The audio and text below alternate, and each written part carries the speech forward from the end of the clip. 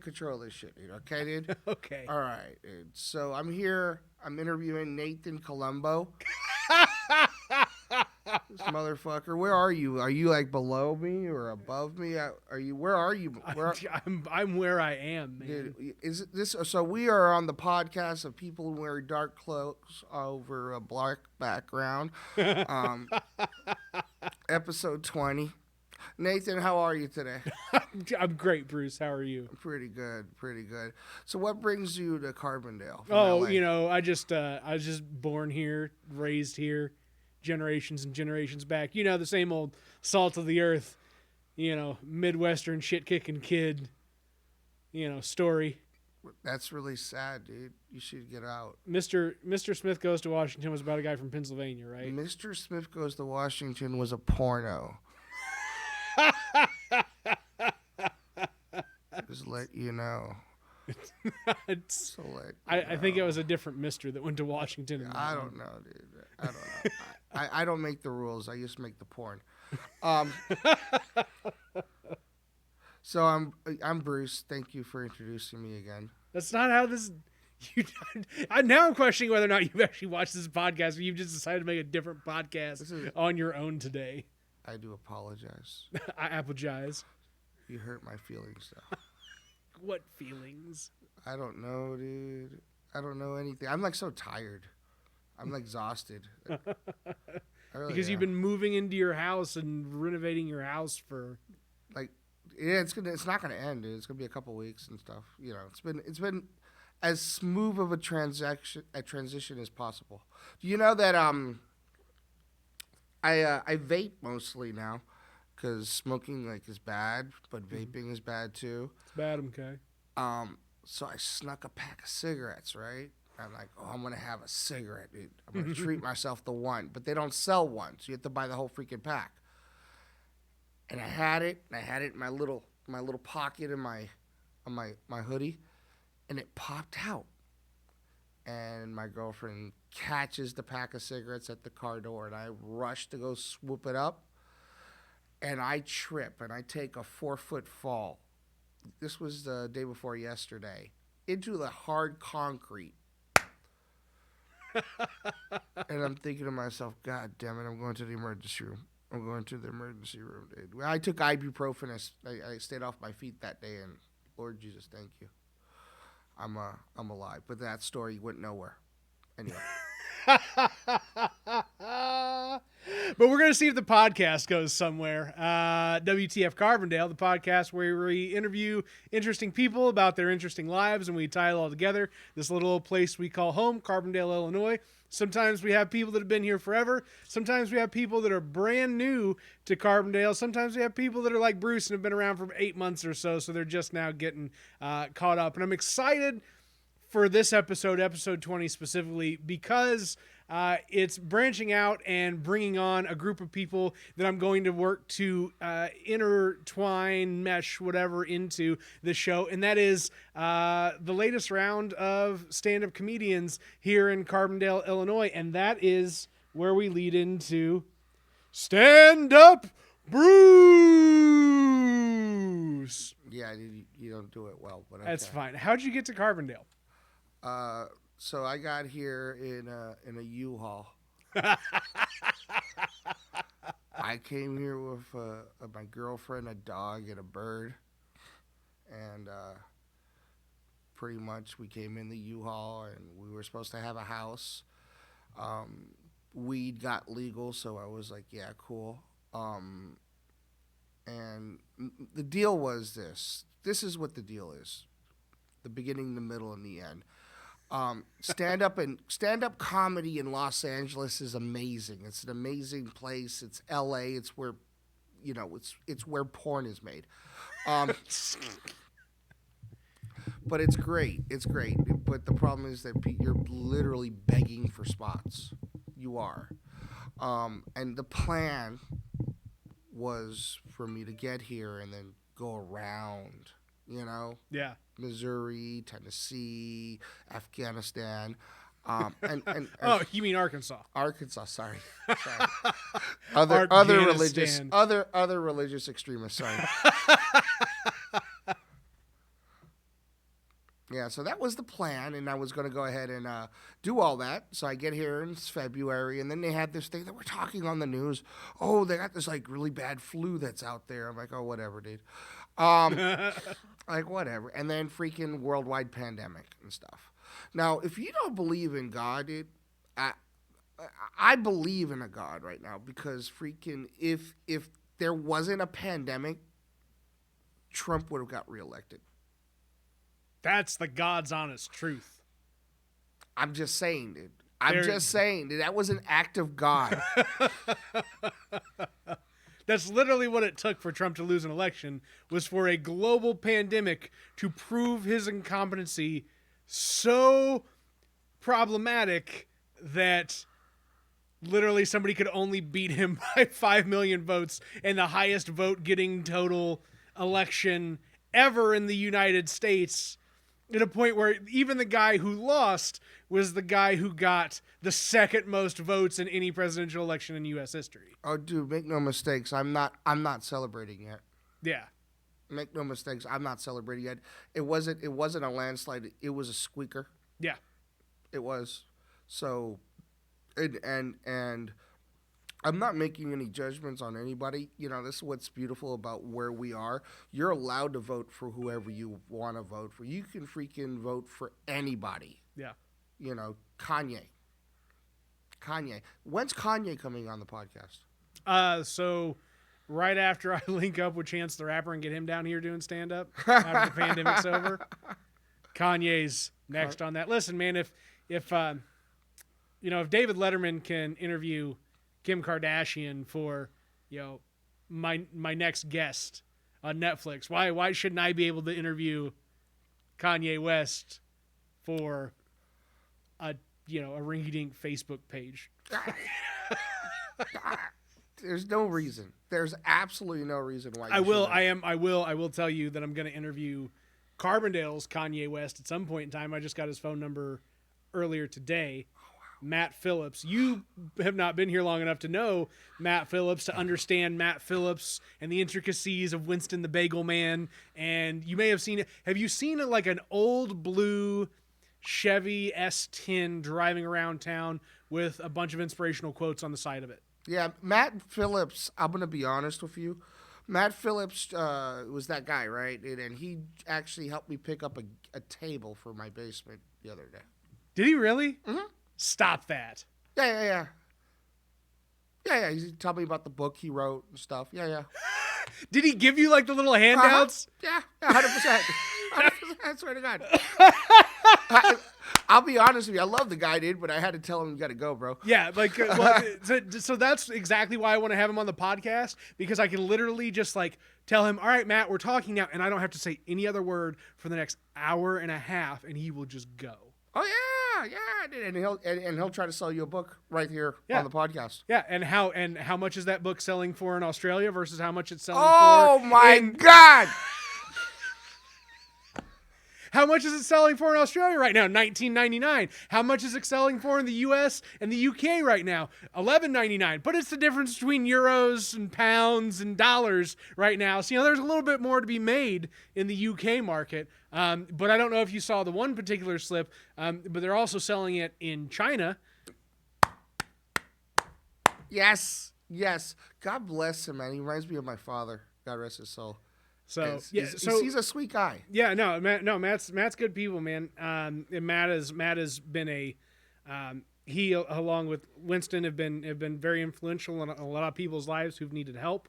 And they've they're just the type of guys that have been around for decades and decades and pull through for people that need them. And so Matt, the only part of Matt's story that I really have context to, beyond the Matt that we see today is the Matt that used to be the assistant to Winston, the Bagel Man, who you never got to experience him because obviously you weren't here. But have you heard any lore of Winston the Bagel Man since moving to Carbondale? And that'd be like, there used to be a guy with a bagel cart and everybody loved him, and he always talked about his brother. God bless him. Well, no, you gotta love the guy that feeds the drunks. Yeah.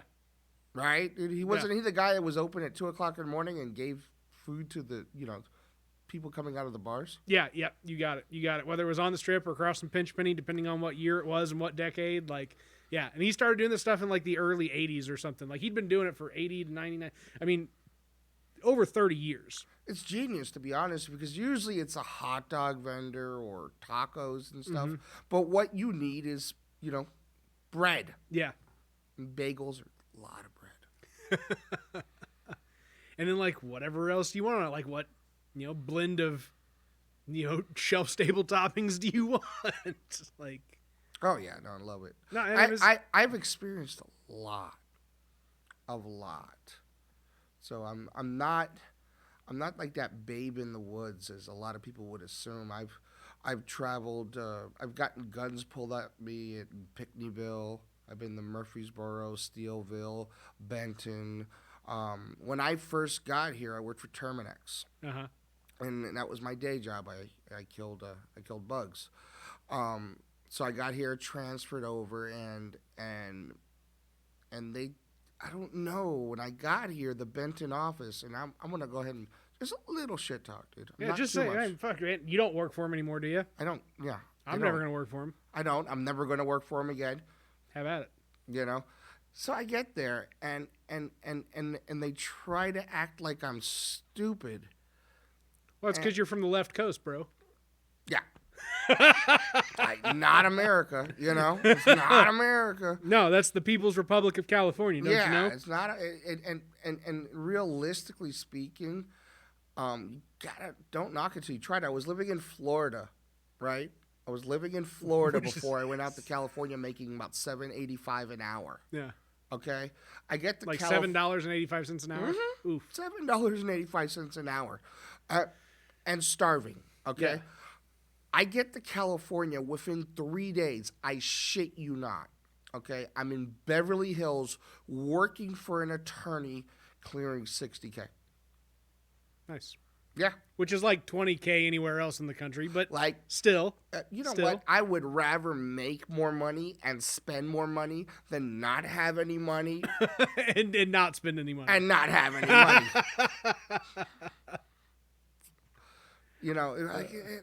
Look, I get it, man. I get it. Here's the problem in the world. We need to go ahead and take a look at what binds us. It's really easy to go ahead and say, you're a leftist, you're a rightist, you're a Christian, you're a gay, you're a this, you're a that, and we are so different. We are not, dude. We all poop, eat, and fuck. All right, dude? Or we want to. All right? And we need to find what binds us, or find something that we all can hate, like Justin Bieber. I don't know.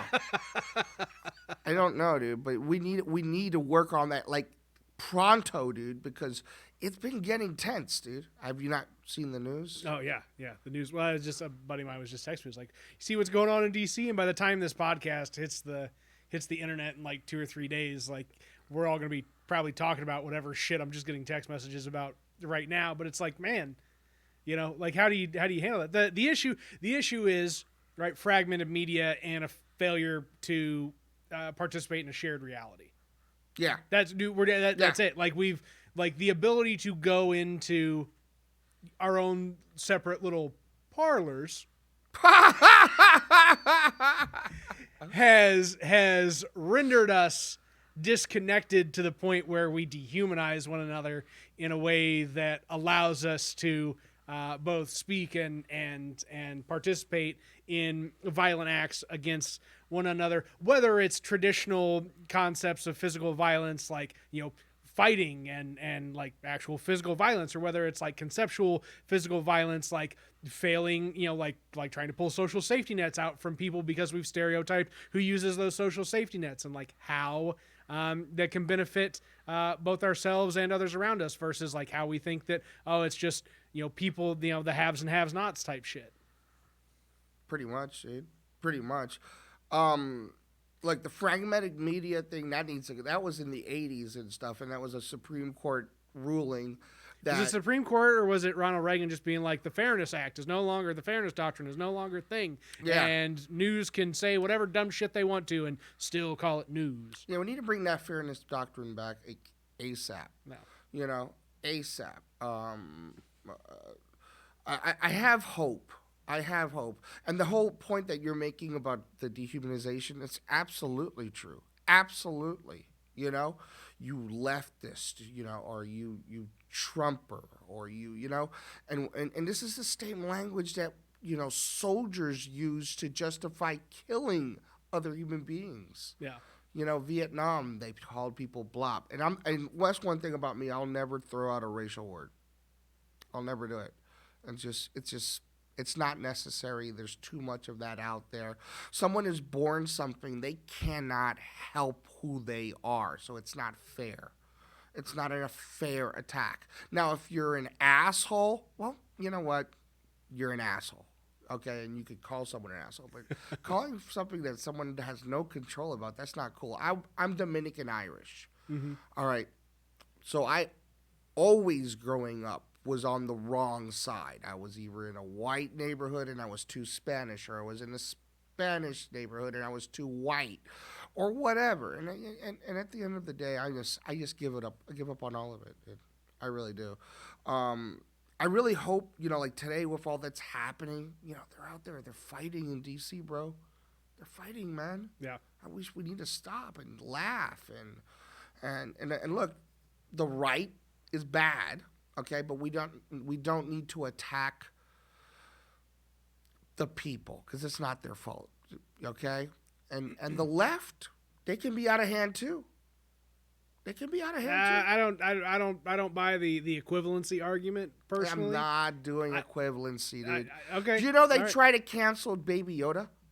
I did see the Baby Yoda cancellations, and then I watched it yesterday, and then it was like, oh, Baby Yoda was making a new friend that he wasn't going to eat. It's like everything's okay.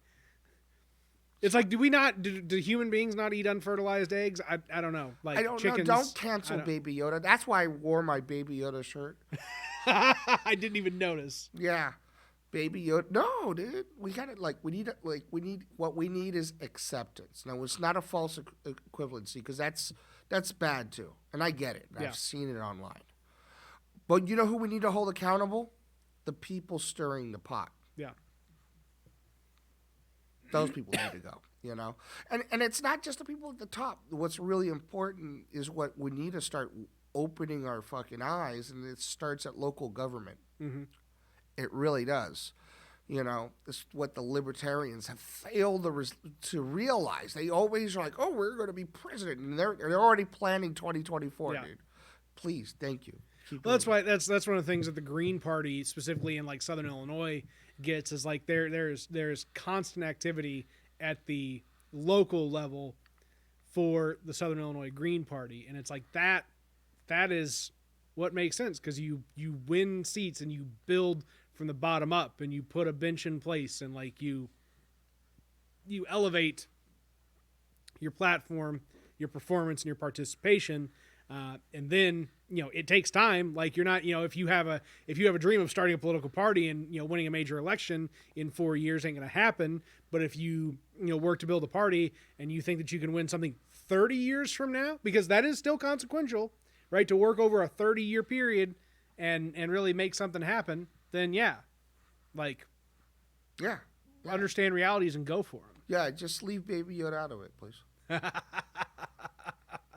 So so here's, you talk about being displaced, no matter what community you were trying to participate in at a given point in time. So where do you best draw your identity from? I don't, man. I have no freaking clue, dude. I honestly believe that we must live in a simulation. Yeah. I really do, and I'm in the Bruce show.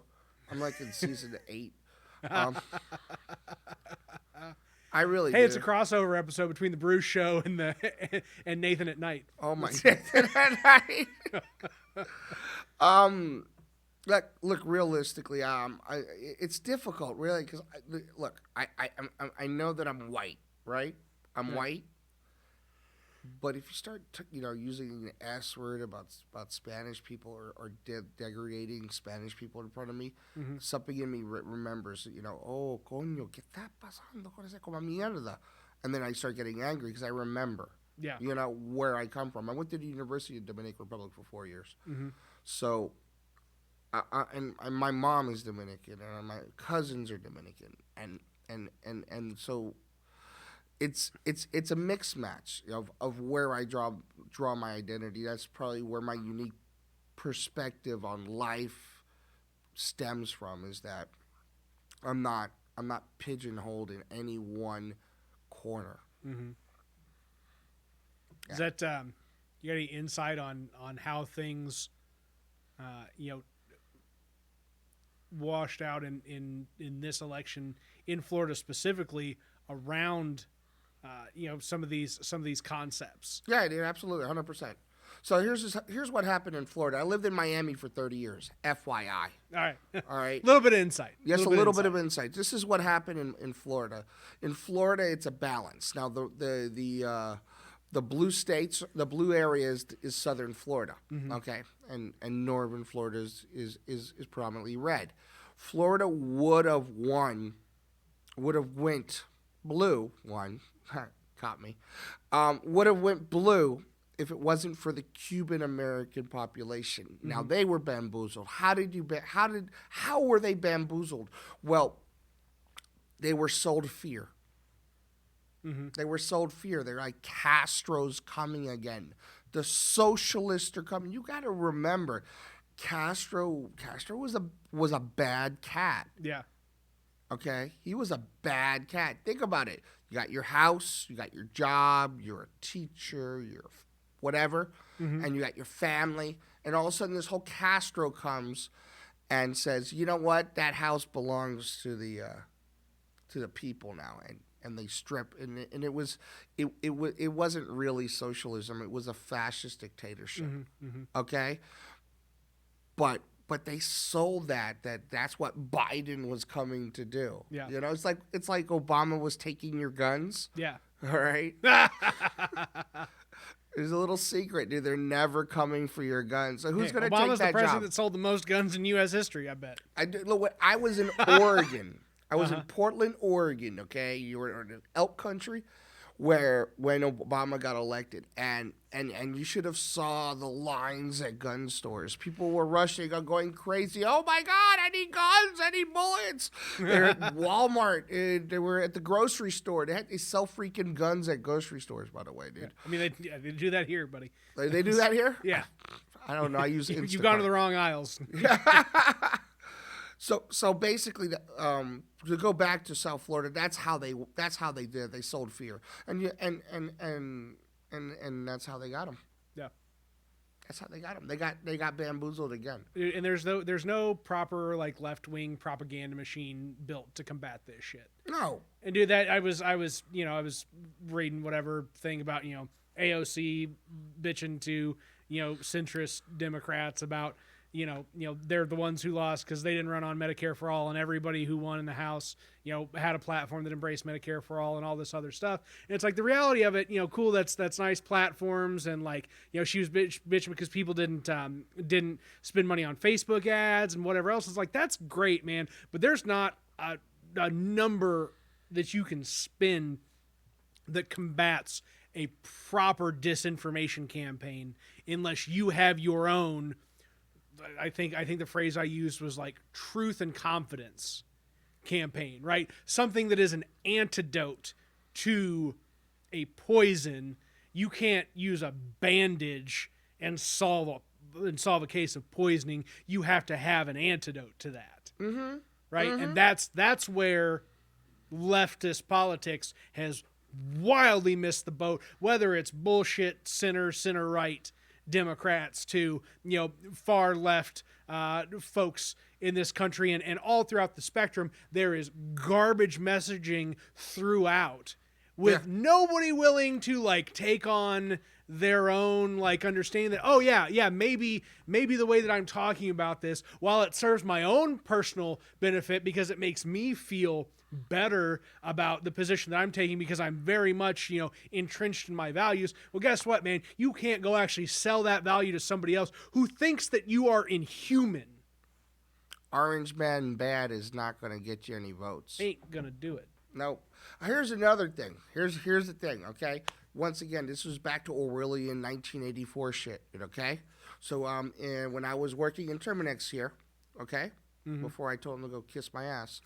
Because I didn't have to fucking do it. I didn't, dude. I literally called the attorney that I was working for. I was like, yo, I can't do this anymore. Dude, help me out. He goes, oh, look, I'll help you out. And he helped me out, dude. So they was able to tell him to kiss my ass. But anyway, I'm driving around Pinckneyville, Murfreesboro, Steelville, driving all around those areas. And I've noticed that my GPS stopped working. My internet wasn't working on my phone. You know, this phone here. The internet wasn't working. I had no connection. There was no cable. There was nothing. You know what I had? You know, the only communication with the outside world I had was? Radio? Rush Limbaugh.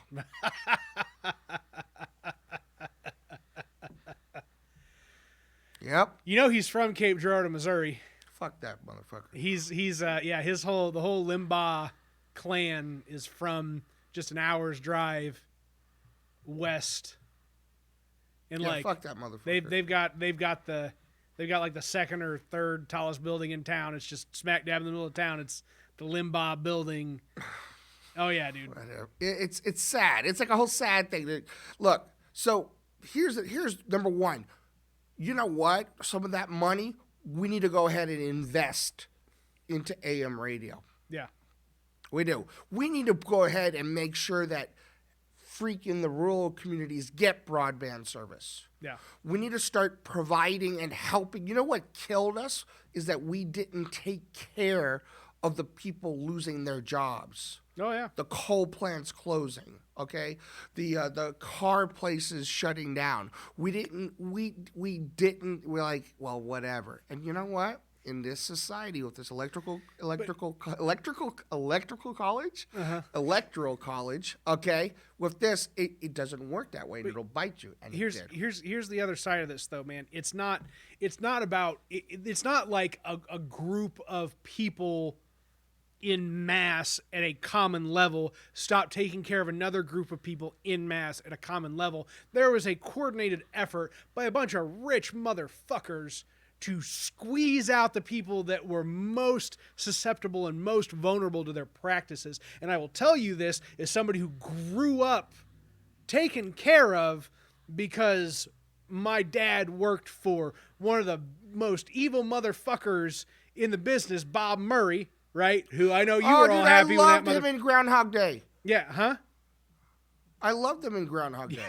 Yeah, okay. So Bob Murray, the coal that magnate. dude. Yeah, that dude. So Bob, you know, I said on. Yeah, we talked about this. Yeah, we talked about this because fucking DuQuoin State Fair company picnics and shit like that. That man was a piece of shit, right? That worked to deny, you know, tens of thousands of former employees black lung benefits while himself on his deathbed going, you know what I should try and apply for? Black lung benefits. And this, again, man, it's fucking vulture capitalism. That's all it is. This was a dude out to build industry, and when that industry began to not turn his way, used what economic strength he had to act as a fucking like a personified vulture and devour the lives of those who had helped him build a billion-dollar empire, right? And it's like that type of sentiment, that type of activity is not just nationwide, right, but a global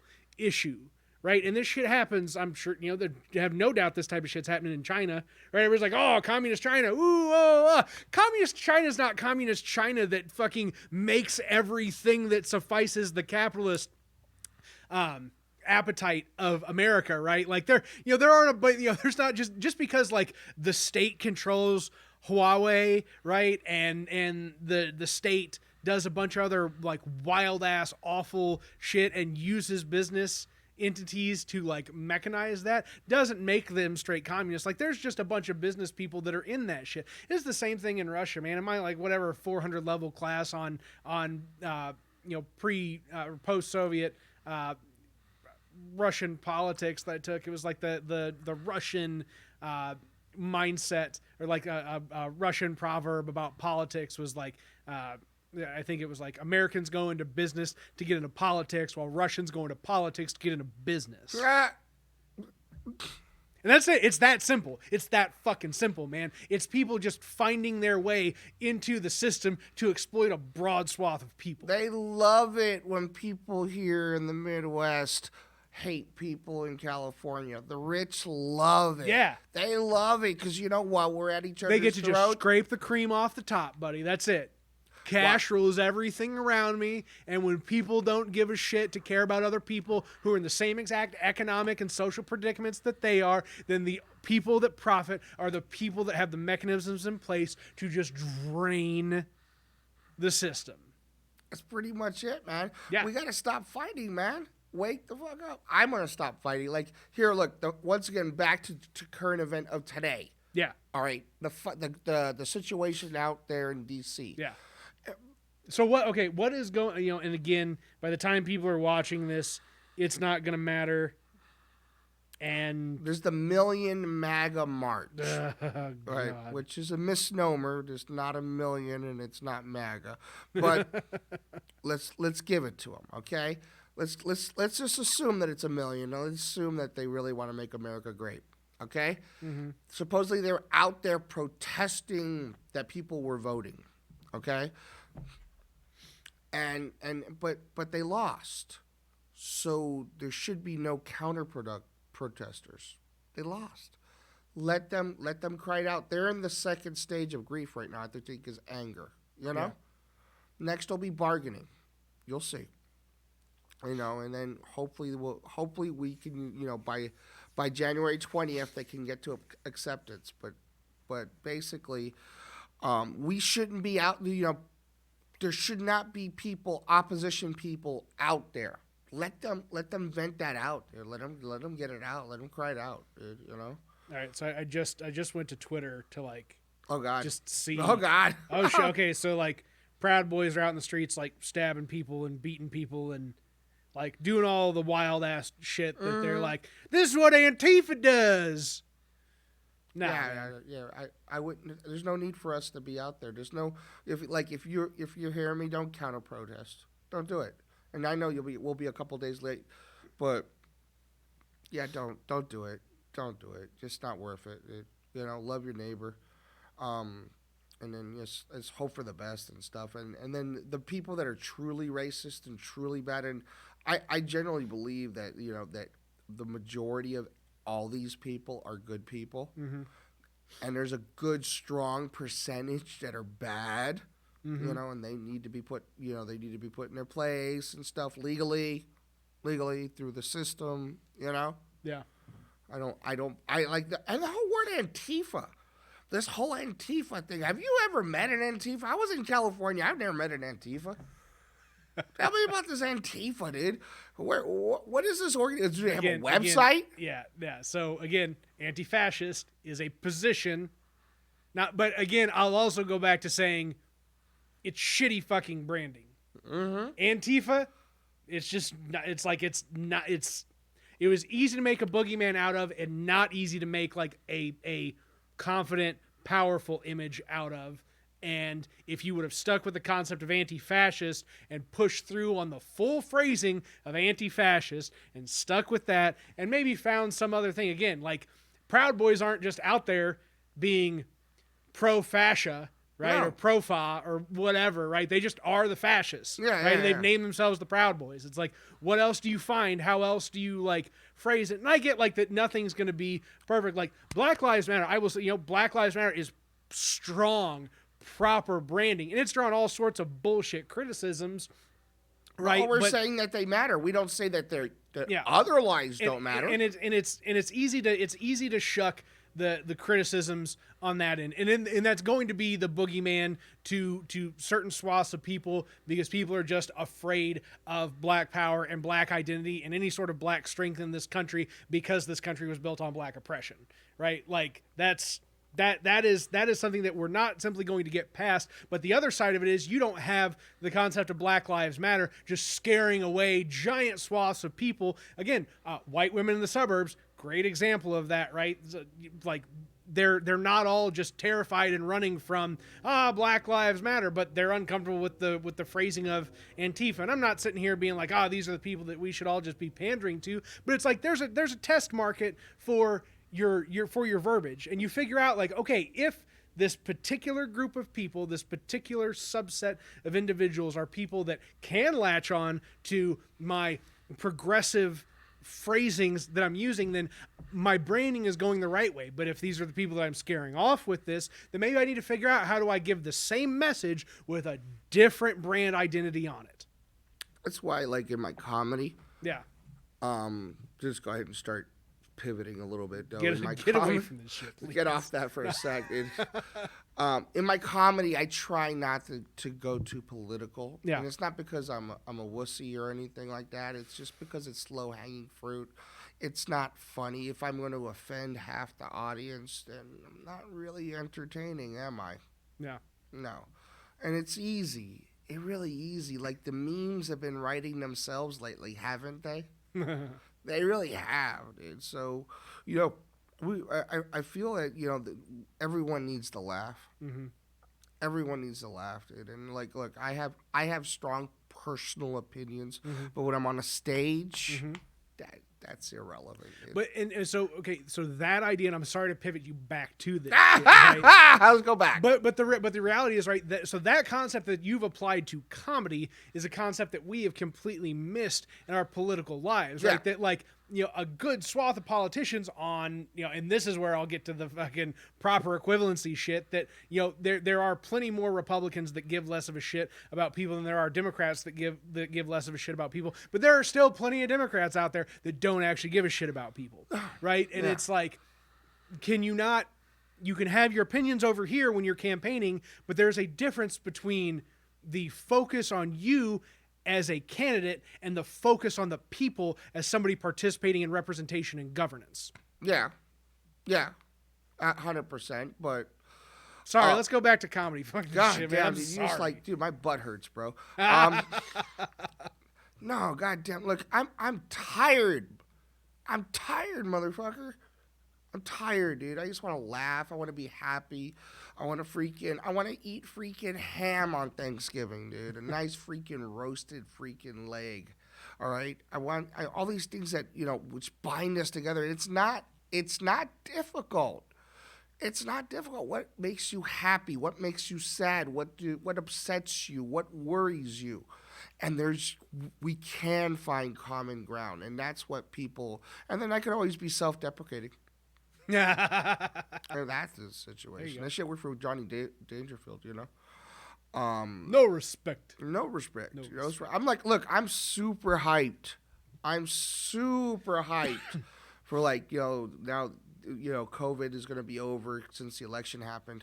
No, but you know what? I think we got another, toward this time next year, things are going to be, with a little bit of luck. I'm not making any guarantees, and don't hold me to it. I don't want to get a freaking email. Bruce, you promised that COVID would be over. No.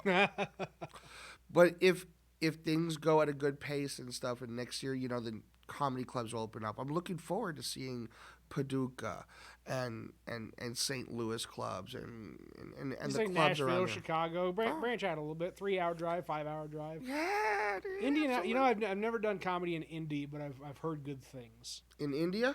In Indianapolis. Oh, in Indianapolis. Indianapolis is the same distance as Chicago from here by car. Really? Yeah. Yeah, and I'm going to do that. This is all the things I'm going to do. Yeah. And it's a lot better. And the Carbondale in general, let's talk a little bit about Carbondale. Yeah, fuck, has been spectacular. Spectacular. Okay? It's a smart community. A lot of the people are people that went to university here and just stayed. Yeah. The cost of living is decent. It's beautiful. Look, there's a little bit of stuff going on right now, but I'm feeling that these are growing pains that our community needs to go ahead and figure out how to resolve. I'd say call them rebirthing pains. The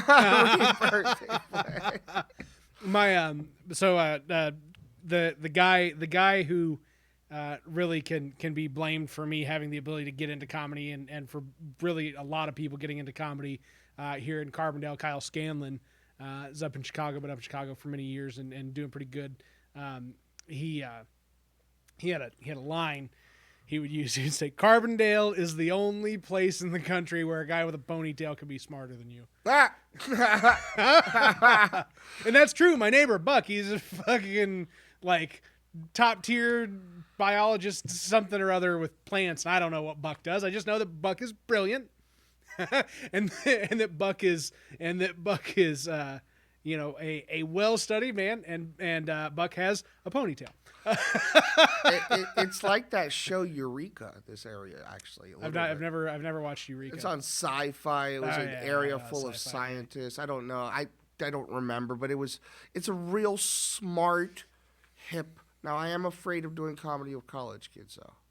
They're a little too woke. Have we had that? Did we have like a college heavy crowding point in time when in the shows that you were able to come to before we got Yeah, and they were fine with me. Yeah, they were fine. I'm because I usually kind of know because I'm from LA and that's really woke. And it's a different kind of woke. It's like shit woke versus like new woke. Yeah, and look, I get it, okay, but it's comedy. What was it? I saw Chappelle. I saw Dave Chappelle on SNL. Yeah. Right? And people were complaining, dude. They were like, oh, when you know, he could say that, and they're just going to take his word for it. But, you know, when Trump says something, and I responded on Twitter. I was like, so, let me explain to you that Dave Chappelle is a comedian. Mm-hmm. And Donald Trump is a reality TV show star. And and they're two different forms of entertainment, and one of them will tell jokes, sometimes known as quips, you know, and sometimes they're not always based in reality, but they're jokes. It's jokes. We're entertaining you guys. We're just telling jokes. It's not real. But some of it, I mean, is meant to, like, make you at ease with some components of reality that you may otherwise just disregard as reality. Yeah, but I don't. You know, it's like a that's happened thread on freaking Reddit. No, it didn't really happen. I don't really believe any story I hear from stand-up comics and stuff. No. Maybe it's real. Look, we gotta be less sensitive with our entertainment, man. You gotta let comedians be comedians. Can you imagine you go up, be woke with Lenny Bruce? Try it out. Imagine that. That's a good thought experiment, dude. Now, I'll say on the other side of that, though, is some guys like, I don't know, man. I don't follow a bunch of the Legion of Skank shit, but like some of those guys are just fucking garbage people, right?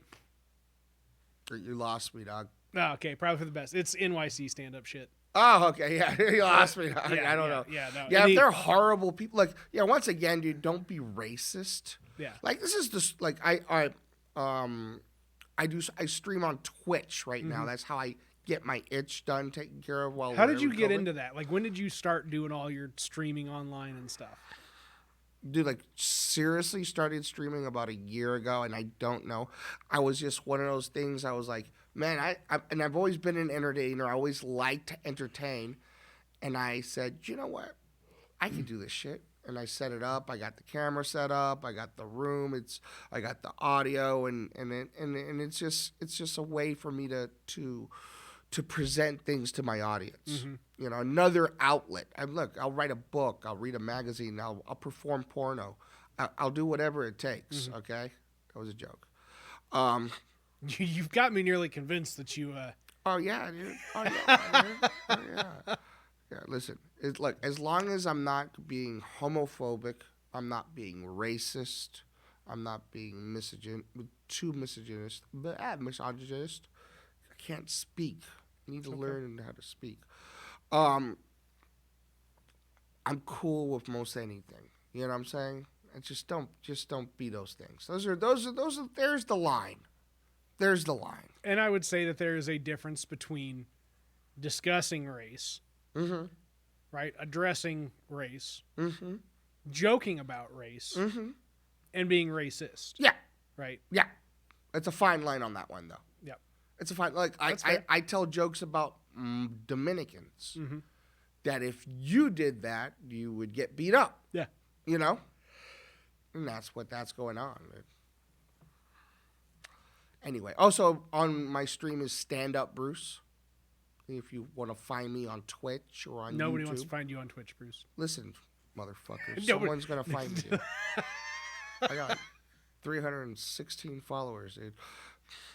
Actually, since I moved, and the house I moved to out here is gorgeous. It's absolutely gorgeous out here, dude. It really is. It's just full of boxes and shit. You didn't paint. Boxes in pain. Yeah. All right, you're yawning, bro. No, we're past 11 o'clock at night recording this thing, so. I think we're good. No, we're not good. We still got like 15 minutes. We're not done.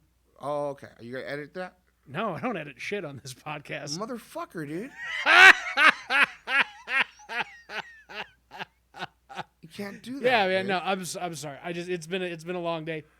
I've Really? been going since like 8 o'clock this morning. Yeah, me too. It's okay. Yeah, me we, too, We got 15 more minutes of this. In So Bruce. anyway, I woke up this morning at 7 talking o'clock. faster is not going to get you through the time frame faster. Sorry, no. You woke up at what this morning? Doing what? Talking faster will not go through the time. What? Like talking faster. Oh yeah. Doesn't make the seconds go faster. No, he doesn't. But it makes me feel good. Fair enough. It makes I can't me feel disagree good. with that. I enjoy the way that my cadence comes out, dude. But yeah, no, I relate. It's been a long day for me as well, and stuff started with the U-Haul truck, you know. People shouldn't be allowed to drive U-Hauls. Huh? People shouldn't be allowed to just rent U-Hauls. No, I you know what? Dude, it's some crazy shit. Here's $20. Here's a truck. You know? Try not to kill anybody. Yeah. If you do, not on us. Yeah. Then I said, "Can I get a rope?" They're like, "Okay." "Can I get a shovel?" They said, "Okay." "Can I get some chloroform?" They absolutely not.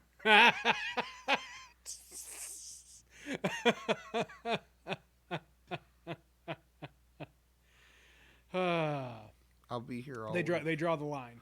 They do. They do draw the line and stuff. So I got some workers. Oh, I'm responsible for the two strong man fad on your. Oh, that's phenomenal. Okay, that has been, outside of the one overly problematic post that had to get nuked.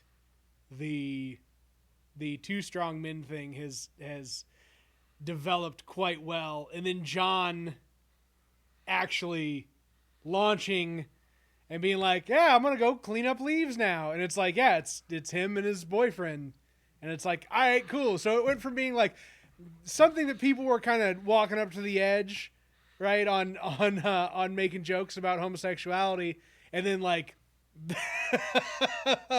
the gay guy in the group who was like, "I'm gonna go turn be a business," was like, "I'm in it," and then all of a sudden it got real fucking serious. And now, yeah, guess Absolutely. what? Two He strong told me men, that he is and they're cleaning up busier. leaves. He's telling me that he is busy. Yeah, He is busy. Well, that's good because he does the school bus thing, which is not really working out right now. yeah, You know. yeah. He used to deliver. I don't know if he still does. He was delivering like milk or something. He was like doing milk sampling or something. He was like driving around and he would like test the milk in grocery stores to see if it was, okay. That's fucked up, bro. Stop. He wasn't like just opening it and drinking the milk and putting it back. I don't think. I mean, I don't have the specifics, so I can't really. That is so messed up, man. That is just like messed up, man, dude. I'm like, dude, you know what? I've been drinking almond milk for the last like couple years and stuff. And How's that? Well, I'll be honest with you, dude. I just find it weird that we're just to drink the milk of another animal. I find it gross now. Mm-hmm. No other animal does that, dude. I don't see my dog go, "Hey, can I have some of your milk?" I bet you he would drink it, but The dog anyway. also eats its own shit. But back to that, there's a two strong man. When I posted that, I posted it and hit backspace about 3 or 4 times so that I could say it with the right tone. Uh-huh. And that brings us back to the whole, you just got to be careful in how you do it. You can allow anybody to assume whatever in their little brain, and that's okay. Mm-hmm. You can't control that. And I have to keep explaining that to my girlfriend. You can't control what's in their head. So you could do that. So I just put a post. I go, "I need two strong men." And you know what? People were thinking whatever they wanted to think about me wanting two strong men. Mm-hmm. I needed two strong men to And you got two strong men, didn't you? I absolutely did. I got them within a day. Absolutely. I need you tomorrow, guys. And they were there. And they were not just there the next day. They came the day after. So Nice. And they're excellent, by the way. So if you know you just look them up. John, what's his last name? Shikitis. Yeah, dude. I don't. Shictus. That sounds like a disease, bro. So they came and did the leaves in your yard, Oh yeah. right? Yeah, But you also like hired people to like help you move stuff too, right? Oh my God, so good. They did such a good job. I think one of them worked at Denny's, which shut down, unfortunately. Ah, yeah. Yeah, and I mean, unfortunately, the people lost their jobs, but not unfortunate that we lost Denny's. yeah, dude. Our Denny's was rough, man. Moons over my Hemi. My Hemi. That was a freaking. That's the sandwich, the egg. It's basically an egg sourdough sandwich, which is really good. No, man, that's what I've liked about the group. Like, the group is, and it's funny whenever people are like, I left the group because I didn't like this or I didn't like that. It's like, because you couldn't see literally the 20 other things that the group's used for. It's like, I have 15 different tags, 5 of which get used very often, like ask a neighbor, business talk, expressions, like whatever else. It's like, there's so much going on. Like, the whole idea was to create a digital space representative of the physical space, right? Like, that is this town, and it's worked. Yeah. And there are plenty of people that run plenty of like small town groups, right? Their gossip pages and Crime Watch and this, that, and the other bullshit, right? But there aren't a whole lot of like digital spaces that just properly embody like the reality of a physical space. Yeah. Because not everybody like approaches it from the perspective that somebody like myself who has been doing this for a while like approaches it from. Yeah. And so it's like, it's cool to see that that the project has worked, is working, and like that something like this where, yeah, 2 dudes show up who need work. You've been able to like give them that work, and it's just a small little thing that otherwise would have just been a classified ad in a newspaper 20 years ago. Craigslist 10 years ago. Yes, and realistically, there's a level of sketchiness with that. Yeah. I've got the ease of mind at knowing if these guys were child molesters or whatever. You know what I'm saying, dude? Yeah. And they would have said, you know, you would have sent me a message, yo, dude, careful. Well, the aspect that you can also like see somebody's real name and like, you know, their build a connection and understanding of like, okay, is this person somebody that I feel comfortable, you know, engaging with as a stranger who I've never met before, and go from there. And do I have, you know, proper recourse of, you know, contacting them and knowing, you know, who this person is if I do have an issue and, you know, have to deal with whatever bad stuff that happens. But no real expectation there of. I'd be like, yeah, and so the site's like, whoa, Jesus Christ, dude, when I first got here, before I even landed in Carbondale, I found that site. Were you, well, okay, so yeah, I remember that because like, I don't know, I think you messaged on a comedy page first, and then like you were following on that or something, you know, something like you were in the mix of the digital spaces that I was in. Yeah, well, that makes sense, right? Acquainted you, huh? That makes sense, dude. You're running. I'm jumping into an environment, dude. You know, that makes sense, and it's a solid one. Like Murfreesboro one, it's kind of bad, dude. It's kind of bad, dude. But so anyway, yeah. So the 2 strong men, that's me, guys. I'll be coming up with something new. The turtles are mine too, by the way. I need a batch of Ninja Turtles. Turtles. Oh my God, dude. There's so many turtles. I got a new lens. It's like this, so that I could like take good pictures. But it's like cold now. Now it's freezing, dude. By the way, dude, screw Pritzker for that cold weather, bro. It's all his fault. Oh, it is, dude. It is, dude. Dude, that oh my God, that poor guy is just getting ground up by all this shit. Hey, bless up to him, man, because like this dude has handled this shit well, and like he's just taking a beating from everybody who doesn't like him because he's having to be the adult in the room. Oh, yes, and he's doing a great job. kudos to him. Yeah. Kudos to Gavin Newsom. Kudos to Pritzker. You know, those guys. Kudos to Cuomo. Yeah. Kudos to people willing to be hated for doing the right thing because they're trying to save fucking lives. The reason that we are freaking messed up is the stupid people. Let's go ahead and, like, realistically, that's where I'm going to draw the line, dude. Dude, the person earlier today that was like made a comment on the page and not in the group, probably because they were already blocked from the group, was like, where can I go dine in a restaurant in Carbondale? It's like, you can't, because the shit is shut the fuck down, because that's what the mandate is right now, because we've got hospitals overran with shit. We got doctors out of shit. We got schools closing down. We got people dropping and hurting and families getting tore up by disease. And people are like, why can't I go have my tacos in the restaurant? It's like, shut the fuck up, man. Like, Shut just up. deal with it. And Wear like the your other side of mask. this, the other side of this, I will say, where people are like, oh, There's you got to support local business, and this is my way of doing it, and I want this, that, the other. It's like, yeah, okay, that's great. You know what you really need to do? You need to call your fucking representatives and be like, hey, stimulus package. Because if you really give a shit about people, you don't give a shit about forcing them to go into work. You should care about whether or not they can actually pay their bills and, like, manage themselves and, like, feed their kids and do shit and do it safely right now. It shouldn't be about forcing people to go to work just so they can earn their, you know, fucking measly minimum wage pay at their fucking service industry job.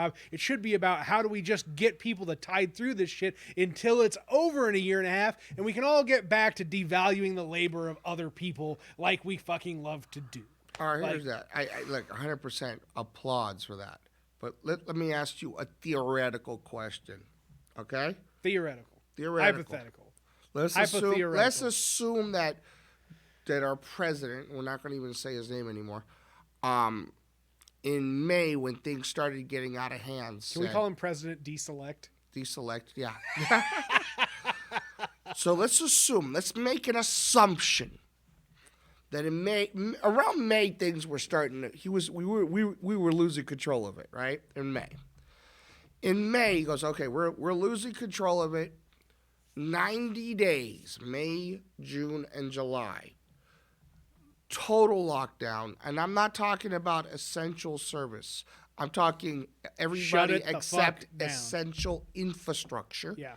Okay? That means Terminex is not essential service. It's not essential infrastructure. And we do for 90 days a total lockdown. People can still go grocery shopping, okay? People can, but no restaurants, you know what I'm saying?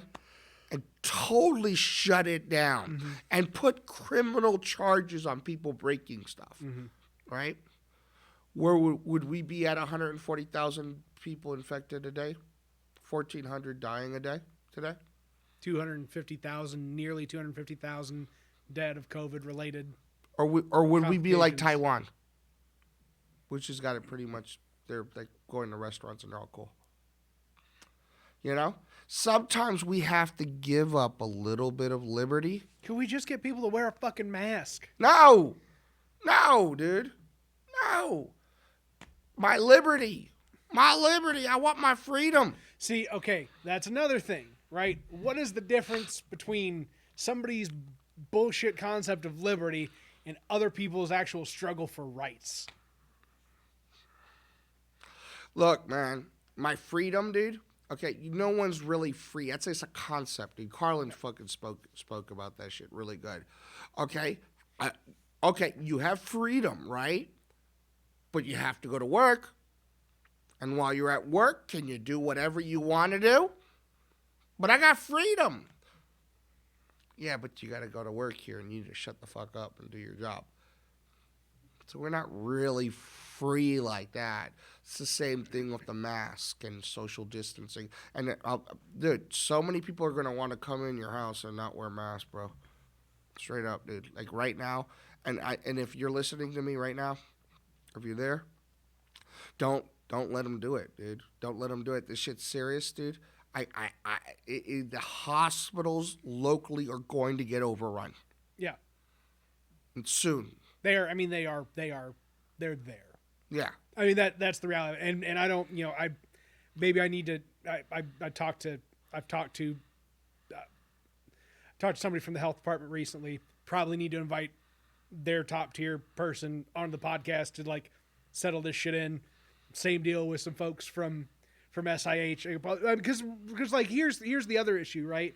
There's only so much that some of these people can get across in a minute-long snippet on the news or in a 800-word piece in a newspaper or in a 5-minute video about washing your hands and wearing your mask on Facebook. Like, this is meant to be an unfiltered space with enough time to like dig into an issue.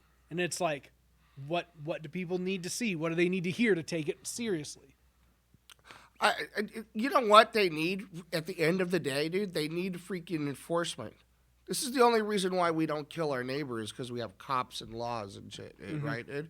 Look, motherfucker, I do not like your trolls in your yard, but you know, I can't punch them. Yeah. You know, they're not Rand Paul. I can't go do that. All right. And that's because there's laws, dude. I don't know what at the local level. I think there's a health department here in Jackson County. Yep. I'm not sure. I could be wrong. Yep, you know, I think there's local Carbondale Police Department. As much as we don't like them, they need to start enforcing the law. Yeah. Okay.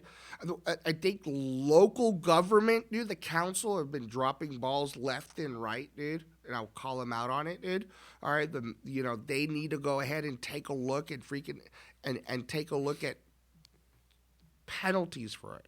Mm-hmm. Okay. I don't know if it's overstepping boundaries of state government, but here's what I'll say to that, man. We've put in place actual restrictions and actual penalties. It's whether or not at the enforcement level, if those things have been turned over into stuff. And the other thing that people will say is whether or not those penalties are disproportionately applied to certain groups of people rather than people that may be actually just there are issues with enforcement in certain ways that I think need to be considered, but at the same time it's like there needs to be something, right? Even good old fashioned shaming, right? What happens is good old fashioned. I mean, and that arguably that's part of what happens in the group, right? Is people get shamed down about shit. And it's like it's tough to control because there's the balance between the need to know on some stuff and the facilitation of misinformation on the other side of this, dude. Like I'm sure you see local news comment sections, right? And like how much misinformation exists in that about all sorts of stuff, specifically about coronavirus and the election most recently. Oh my God. Why did they release the vaccine after the election? But there's so much more to this. It's like, what is the responsibility of a news organization to think that they themselves are publishing, factual, credible information, but what's really overrunning that factual, credible information that they've published is the traffic that factual, credible information has generated that is in fact discrediting what factual information they've reported on. And now all of a sudden the counter to that factual information, the misinformation, the unreal aspects of the conversation, the things that should be discredited, overrun. And it's because they don't have the balls to go out there and just say, fuck these people, we're kicking them out of the comment section, we're banning them, we're growing them, whatever, because ultimately they're clicks on the links and eyeballs on pages, and that builds up advertiser relationships and blah, blah, blah, blah, blah, blah, blah. But there's also the other shit, man. I have really bit my tongue about this and not tweeted anybody or made posts about it or whatever else, man. But why the fuck are local news organizations going out there and being like, hey, let's go give a news story to this person that's defying the mandate and staying open and tell their side of the story? There's no their side of the fucking story, man. You need to give the news story to the health department speaking about how fucked up this person is. And guess what? If the only thing that you're doing is doing that health department story and mixing it in with school closure and then health department and then business staying open and other people defying orders and blah, blah, blah, guess what? That shit that's all about, fuck you and coronavirus isn't real and whatever else is the stuff that is going to is going to make the distance versus people that go, health department, and tune it out, right? It's what's the old adage, a lie has already traveled around the world before the truth even puts its pants on in the morning. Oh, yeah, dude. Like, and here's the problem with the people that are defying stuff. They're hurting the people that are essential employees. Yeah. My poor barber, dude. My poor barber is out there, like, literally, she has to do her shit from the Murdale, and she's out there doing, doing haircuts, being real super careful. There's masks, the seats are roped off and stuff like that, And when you have people being idiots, you're putting her at risk. Mm-hmm. You're putting health workers at risk. You're putting, you're putting people at risk. That don't deserve it. Did you know that freaking when that Amy Barrett, whatever, dude, freaking got to the Supreme Court and they did that little Rose Garden fucking fascist dance and stuff like that, the Rose Garden, right? Uh-huh. 7 people died that didn't even attend. Is that true? That's a fact. Google it. I will, and fact you check Google it as well if you need to verify your information. Don't take 2 bullshit comedians' facts for face value. You Google that shit yourself. Yeah, go ahead and Google it. Absolutely, 100%. 100%. I have no problem with that, dude. Yeah, no, I mean, I just had heard that component of it. Yeah, so. 7 that weren't even there. So those people are blameless, bro. And I think that is the issue, right? Yeah. Is that there are too many people that are just living a blameless. It's not me. I didn't do this. I didn't that. I didn't how many people close to you have to hurt for you to connect with that? This sucks, and there's too. I didn't mean for us to talk about so much bullshit. Right? On this podcast. I'm sorry. Right, dude? But this is where we are, 2020, motherfucker. Oh, God damn it. Remember 2016, dude, where we're like, this is the worst year ever, dude. George Michael died. And we were really sad. Yeah. And we were really sad. We don't know sad. Yeah, dude. 2020 was sad. Like, hold my beer. All right. That's episode 20, WTF Carbondale podcast. Real uplifting conversation this go around. Woohoo! My good friend, stand-up comedian Bruce McCarthy, who moved to Carbondale all the way from Los Angeles. That was my knee that just entered the frame because my leg itched. This is not necessarily a conversation I want to have with the guy. Would have loved for this to have been more lighthearted and fun and whatever the hell else. But the whole idea is that we're going to have more comedians like actually through the podcast, and they're going to be more of the reoccurring guest type things where we try and pick up more humorous kind of, I don't know, contemporary conversations about whatever's going on and try and make something fun out of it. We didn't do that this go around, but oh well. There's always next time. That said, have a good one, whatever that one may be.